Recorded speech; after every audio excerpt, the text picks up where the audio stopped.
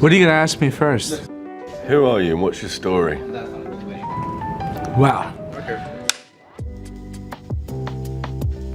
I'm a guy who was born in the Bronx. I'm someone who has been involved in finance throughout my entire professional career. You know, my passion has always been around creating innovation in finance. I guess growing up, New York has always been the epicenter of everything. And then growing up in finance, it's just been mind-boggling. I mean, because this is where everything really happens. So I was based down in Lower Manhattan, and I was in the World Trade Center when the first plane hit. I survived that whole day, of course. But to see the nature of people change and to see the dynamics of downtown Wall Street change, that, I think, epitomizes to me what New York is. It's an ever-changing thing, and that's what I've loved about living and working in this area.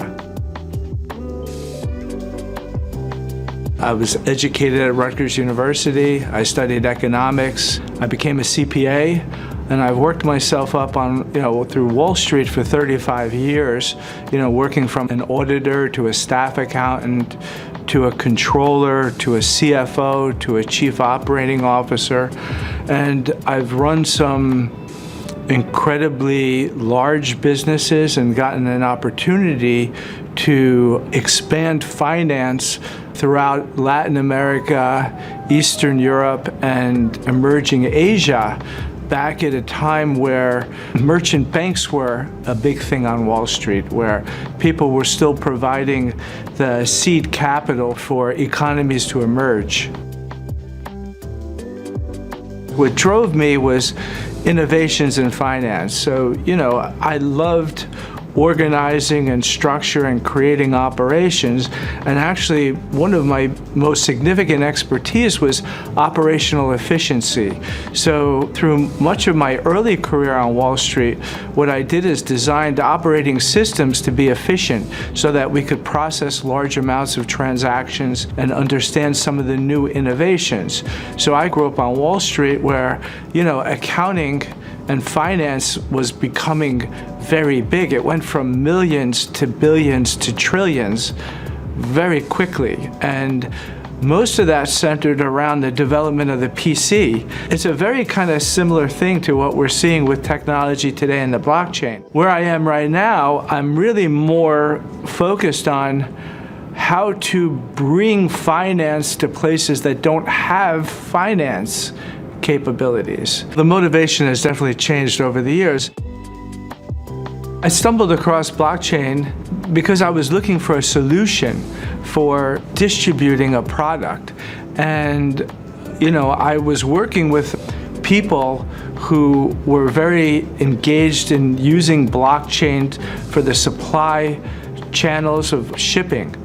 And when I saw what a blockchain was, I said, wow, this would be an amazing thing to tokenize a product and to eliminate the currency risk and to eliminate the counterparty risk. So I started doing some research on blockchain and how I could use it to distribute product to people who didn't have access to products. So, for me, I was in the bond market, and I wanted a solution for a sovereign country to be able to distribute bonds to their diaspora, so anybody outside of that country.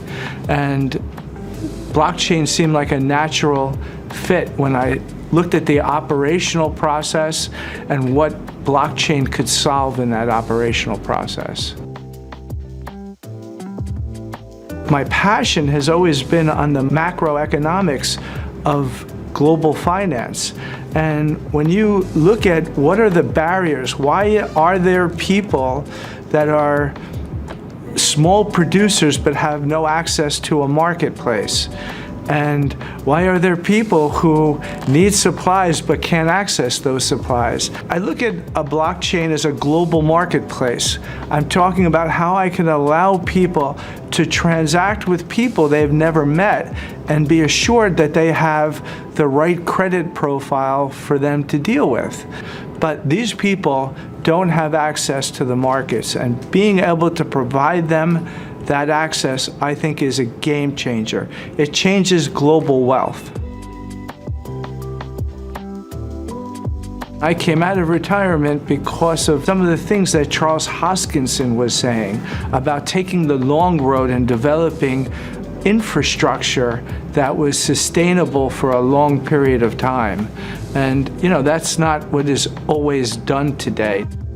We were looking to have something that was sustainable, peer-reviewed, formal methods, supported by research and technology. It was mind-blowing to me as someone who has always operated for profit and has always operated for the best margin possible.